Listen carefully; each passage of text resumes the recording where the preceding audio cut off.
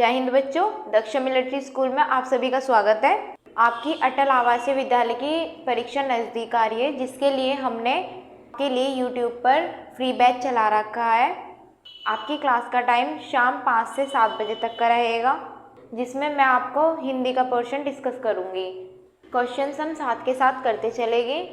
आप comment box में अपने आंसर देते चलिएगा। अगर आपके भाई बंधु अटल आवासीय विद्यालय की तैयारी कर रहे हैं तो आप उनको भी ये वीडियो शेयर करते चलिएगा। वीडियो अच्छी लगे तो लाइक करिएगा और चैनल को सब्सक्राइब करते चलिएगा, जिससे कि हम जो भी नोटिफिकेशन यूट्यूब पर डालें वो आपके पास तक आ जाए। आइए हिंदी का पोर्शन डिस्कस करते हैं, जिसमें कि क्वेश्चंस हमारे 1 से लेकर 80 तक है। आइए हम खंड 3 की भाषा परीक्षण पर ध्यान देते हैं एक बार। इस खंड में 4 अनुच्छेद हैं। प्रत्येक अनुच्छेद से संबंधित 5 प्रश्न दिए गए हैं। प्रत्येक अनुच्छेद को सावधानी से पढ़ें और उसके नीचे दिए गए प्रश्न के उत्तर दें। प्रत्येक प्रश्न के 4 संभावित उत्तर दिए गए हैं, जिसकी क्रम संख्या A, B, C और D है। इनमें से केवल एक उत्तर ही सही है। उत्तर चुनें तथा अपने उत्तर को दर्शाने के लिए OMR जो आपको एग्ज़ाम टाइम पर एक शीट मिलेगी। उत्तर पत्रिका में प्रश्न के संगत संख्या के सामने वाले वृत्त को काला करें। चलो पहला अनुच्छेद डिस्कस करते हैं। अब हम जो अनुच्छेद मैं आपको करा रही हूँ वो आपको साइड में दिखाई दे रहे होंगे एंड उनके क्वेश्चंस भी। दूसरे को स्नेह देने और उनका सम्मान करना सामाजिक सफलता का एकमात्र मंत्र है। जीवन में सुख, शांति और उन्नति चाहने वाले प्रत्येक महत्वाकांक्षी को सबसे पहले यह सीख धारण करनी चाहिए। महाभारत के ज्येष्ठ पांडव युधिष्ठिर के राजसूय यज्ञ में कृष्ण ने लोगों के स्वागत की जिम्मेदारी ली और बदले में वे उस यज्ञ के सर्वाधिक पूज्य व्यक्ति माने गए। ईसा मसीह, गौतम बुद्ध, महावीर, महात्मा गांधी जैसे महापुरुष में राज्य मंत्र भी अभिमान ना था। उन्होंने सदैव दूसरे को महत्व दिया और इस तरह से वे स्वयं महान बन गए। मान सम्मान का मूल्य चुकाना असंभव है। बिना मान सम्मान के यदि अमृत भी मिले तो विष बन जाता है और मान पूर्वक दिए गए विष अमृत बन जाता है।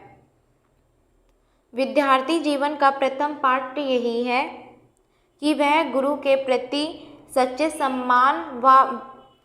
सम्मान का भाव अपने हृदय में पैदा करे और अन्यथा उसकी सारी विद्या निष्फल हो जाएगी। जो भी क्वेश्चंस मैं आपको बताऊंगी, कुछ मैं आपको आंसर भी बताऊंगी, आप भी कमेंट बॉक्स में आंसर देते चलिएगा। आइए 61 क्वेश्चन डिस्कस करते हैं। अनुच्छेद 1 का सामाजिक सफलता का एकमात्र मंत्र क्या है? ऑप्शन ए भेदभाव करना, ऑप्शन बी ईर्ष्या द्वेष करना, ऑप्शन सी दूसरों को स्नेह देने तथा सम्मान करना, ऑप्शन डी युद्ध करना, जिसमें कि इसका सही उत्तर है सी, दूसरे को स्नेह देने तथा सम्मान करना।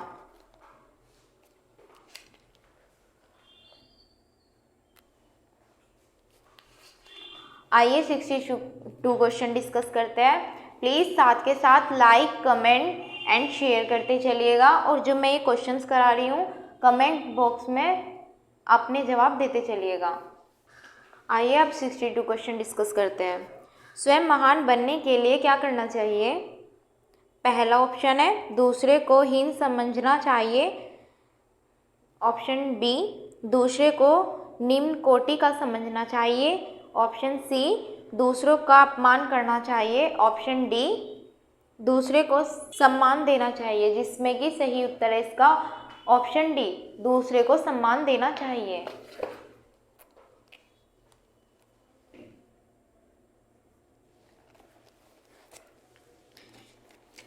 आइए अब 63 क्वेश्चन डिस्कस करते हैं। विद्यार्थी को सफलता के लिए क्या करना चाहिए? ऑप्शन ए माता पिता का सम्मान, ऑप्शन बी गुरु का सम्मान, ऑप्शन सी अतिथि का सम्मान, ऑप्शन डी मित्रों का सम्मान, जिसमें कि सही उत्तर है गुरु का सम्मान, ऑप्शन डी।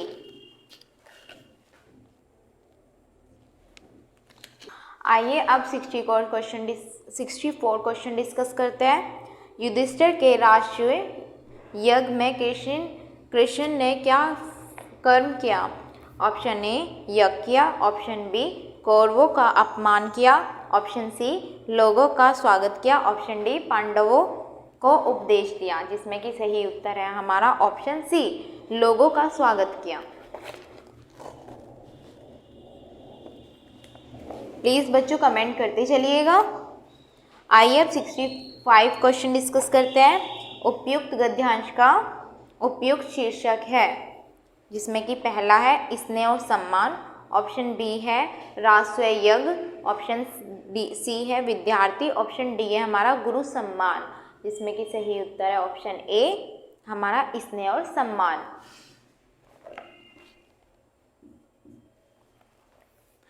आइए अब अनुच्छेद दूसरा पढ़ते हैं हम।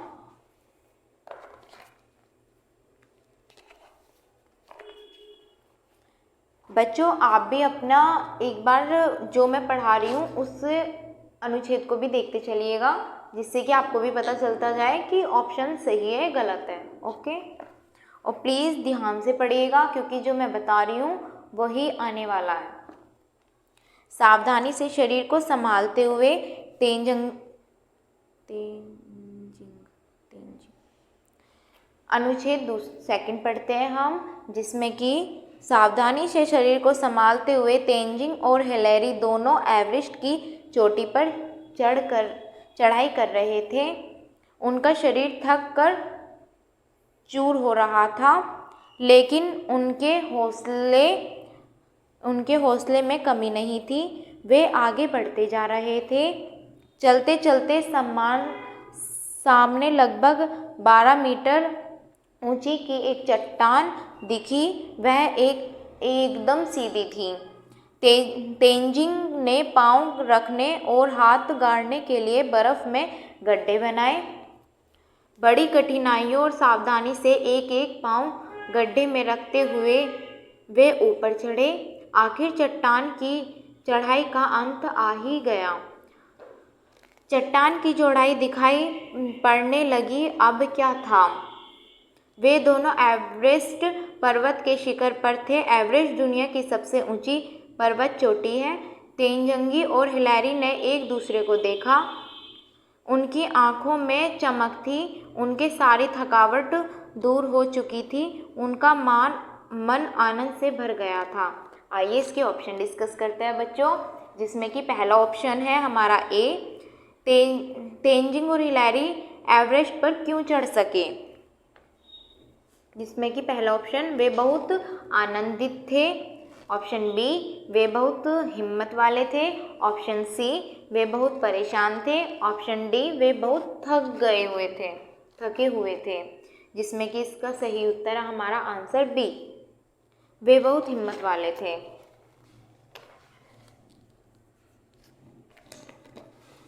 आइए बच्चों अब 67 क्वेश्चन डिस्कस करते हैं। एवरेस्ट की सबसे खास बात क्या है? ऑप्शन ए यह एक खतरनाक पहाड़ है, ऑप्शन बी यह दुनिया की सबसे ऊंची चोटी है, ऑप्शन सी तेंजिंग और हिलेरी इसकी चोटी पर चढ़े थे, ऑप्शन डी इस पर हमेशा बर्फ से जमी रहती है।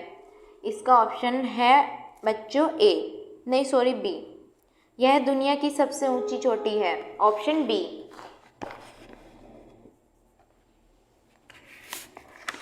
आइए बच्चों 68 क्वेश्चन डिस्कस करते हैं।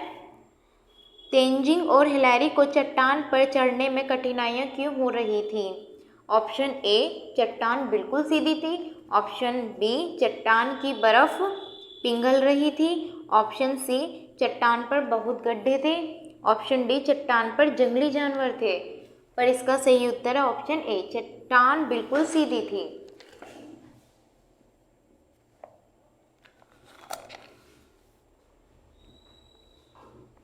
आइए बच्चों 69 क्वेश्चन डिस्कस करते हैं। तेंजिंग और हिलैरी उत्साहित क्यों हो गए? ऑप्शन ए, दोनों ने पर्वत पर चढ़ाई कर ली थी। ऑप्शन बी, दोनों ने बर्फ में गड्ढे कर लिए थे। ऑप्शन सी, दोनों अच्छे दोस्त थे। ऑप्शन डी, उन्होंने सीधी चट्टान देखी। जिसमें कि सही उत्तर है हमारा ए, दोनों ने पर्वत पर चढ़ाई कर ली थी, इसलिए वो आनंदित थे। आइए बच्चों, इस अनुच्छेद का लास्ट क्वेश्चन डिस्कस करते हैं। 70 अनुच्छेद के अनुसार खाली स्थान भरिए तेंजिंग और हिलैरी का मन भर गया था। इसका उत्तर है बच्चों आनंद से, ऑप्शन ए।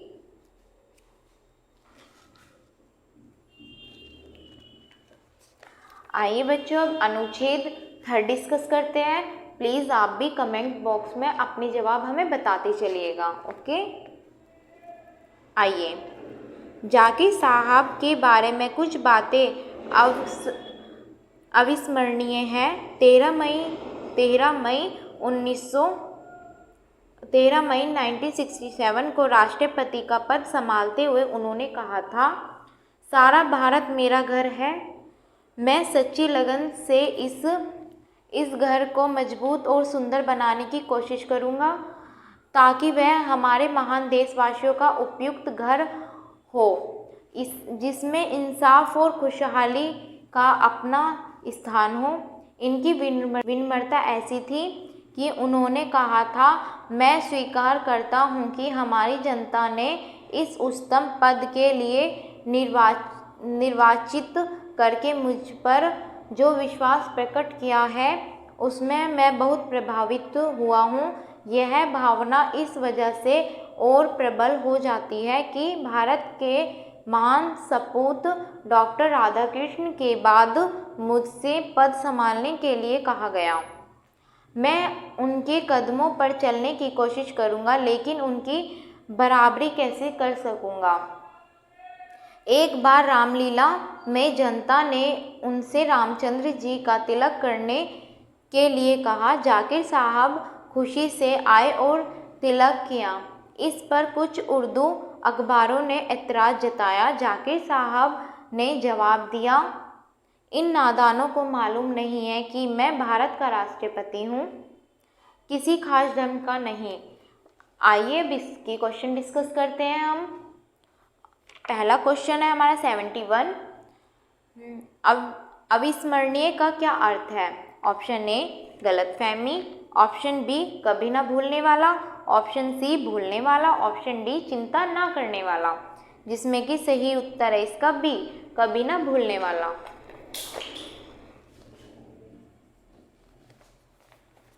Next question 72। आप भी अपनी पेपर पर देखिए बच्चों। सपूत का विलोम है। पहला है हमारा ऑप्शन कपूत। ऑप्शन बी, सुजान। ऑप्शन सी, सुपुत्र। ऑप्शन डी, सतपुत्र। जिसमें कि सही उत्तर है हमारा ऑप्शन ए, कपूत। आइए नेक्स्ट क्वेश्चन डिस्कस करते हैं। जाकिर हुसैन किस पद पर आसीन हुए? पहला है प्रधानमंत्री। ऑप्शन बी है उपराष्ट्रपति। ऑप्शन सी, राष्ट्रपति। ऑप्शन डी है मुख्यमंत्री। इसका सही उत्तर है राष्ट्रपति, ऑप्शन सी।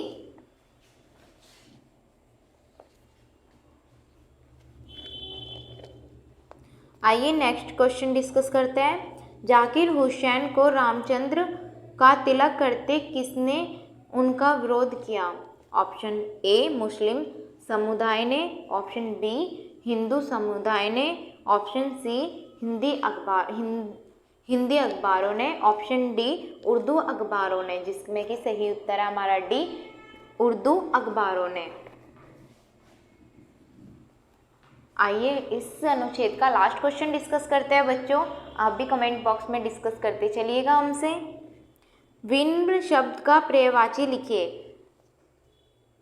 बच्चों पहला ऑप्शन है सभ्य, दूसरा ऑप्शन है हमारा असभ्य, तीसरा ऑप्शन है हमारा सहज, चौथा ऑप्शन है हमारा शिष्टाचार। जिसमें कि हमारा सही उत्तर है ए, सभ्य।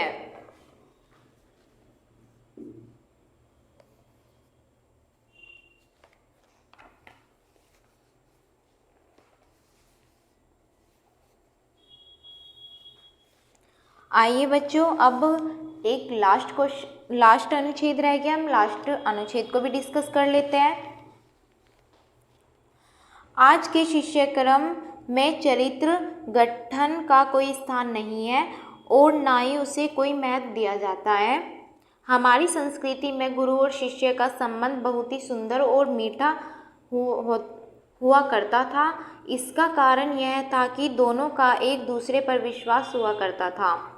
गुरु शिष्य को पुत्रवत मानते थे और उन पर स्नेह रखते थे। शिष्य गुरु को पिता तुल्य और विश्वसनीय समझते थे। गुरु का शिष्य के जीवन पर गहरा प्रभाव पड़ा करता था। गुरु और शिष्य के बीच केवल व्यापारिक संबंध, जिसमें पैसे के बदले कुछ पुस्तकें पढ़ा देने मात्र का संपर्क होता था, ना रहकर आध्यात्मिक संबंध हो जाता था, जो घनिष्ठ हुआ बिना नहीं रह सकते थे।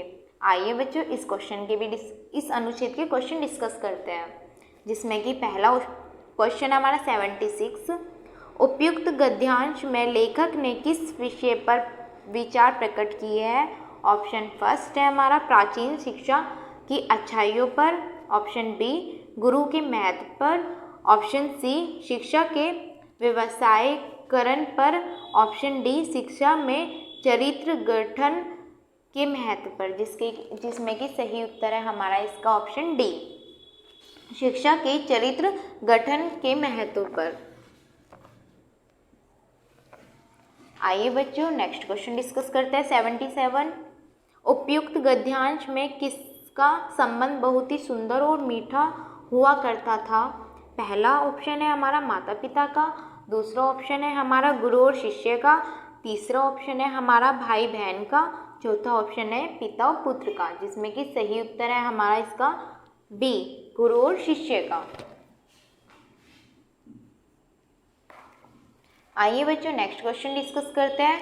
प्लीज़ आप भी कमेंट बॉक्स में हमारे अपना जवाब देते चलिएगा हमें, ओके। 78 क्वेश्चन। लेखक गुरु और शिष्य को बीच किस तरह के संबंध पसंद करता है? ऑप्शन ए आध्यात्मिक संबंध, ऑप्शन बी मित्रता के संबंध, ऑप्शन सी पारिवारिक संबंध, ऑप्शन डी व्यवसाय संबंध, जिसमें कि सही उत्तर है हमारा ए आध्यात्मिक संबंध।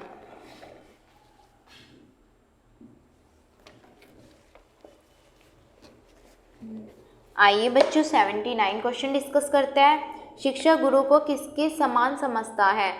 पहला ऑप्शन है पिता के समान, दूसरा ऑप्शन है धरती के समान, तीसरा ऑप्शन है सहोदर के समान, चौथा ऑप्शन है भगवान के समान, जिसमें कि सही उत्तर है पिता के समान, ऑप्शन ए। बच्चों, लास्ट अनुच्छेद का लास्ट क्वेश्चन है 80। आइए इसे भी डिस्कस करते हैं।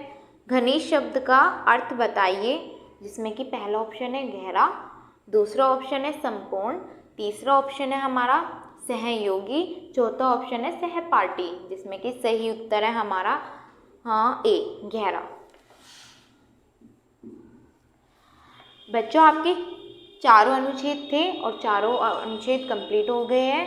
प्लीज़ आप लाइक शेयर कमेंट करते चलिएगा। अगर आप हमारे YouTube चैनल को सब्सक्राइब करते हो, जो भी हम आपको नोटिफिकेशन या फिर कुछ भी इंफॉर्मेशन देते हैं तो वो आपके पास आ जाएगी। ओके बच्चों, थैंक यू, जय हिंद। चैनल को सब्सक्राइब करें, लाइक शेयर कमेंट करें। कोर्स स्टार्ट करने तथा निश्चित सफलता के लिए दक्षम ऑफिसर्स एकेडमी का एप्लीकेशन डाउनलोड करें।